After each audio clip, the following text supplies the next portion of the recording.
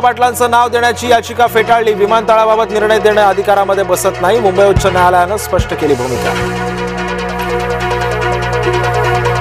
पुण्यामध्ये नेमकं चाललंय तरी काय? कोथरूडमध्ये 2 गटांमध्ये भर वस्तीमध्ये झालेल्या भांडणाचं कारण अद्याप स्पष्ट।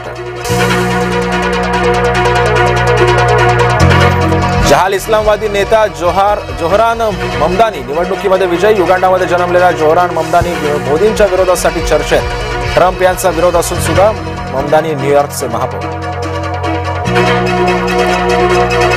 मतदार यादी जाहीर झाल्यानंतर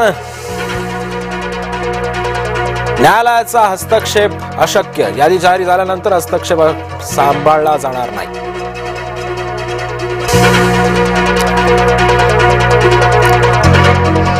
सध्याच्याच मतदार याद्यांवरच निवडणुका होणार। मनसे आणि मविया आता काय करणार याकडे सध्या सर्वांचंच लक्ष। महाराष्ट्राच्या लघु विधानसभेच्या निवडणुका घोषित। नगर परिषद आणि पंचायत समित्यांसाठी निवडणूक होणार।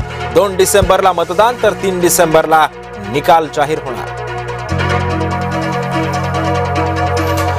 मानवाधिकार आयोगाकडून चकमकीची चौकशी। रोहित आर्याचा पोलीस चकमकीमध्ये झाला होता मृत्यू। कुत्र्यांनंतर आता बिबट्याची सुद्धा नसबंदी होणार। महाराष्ट्र सरकारचा निर्णय। शिरूर परिसरामध्ये बिबट्याची दहशत थांबवण्यासाठी सरकारचा प्रयत्न। काँग्रेसला हिंदूंचं वावडं। काँग्रेस नेता नितीन राऊत यांच्याकडून शेलारांची तक्रार। आशिष शेलार यांच्याकडून हिंदू मतदारांची पाठराखण काँग्रेसला नावडली। उद्योगपती गोपीचंद हिंदुजा यांचं निधन। गोपीचंद यांचं 85व्या वर्षी निधन।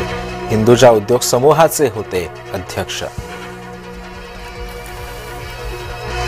शिरूरचा हल्लेखोर बिबट्या अखेर ठार। वनविभागाच्या धडक कारवाईला यश। महानगरपालिका निवडणुकांची घोषणा नाहीच, मात्र 42 नगरपंचायती आणि 246 नगर परिषदांसाठी निवडणुका होणार। राज्य निवडणूक आयोगाची मोठी घोषणा।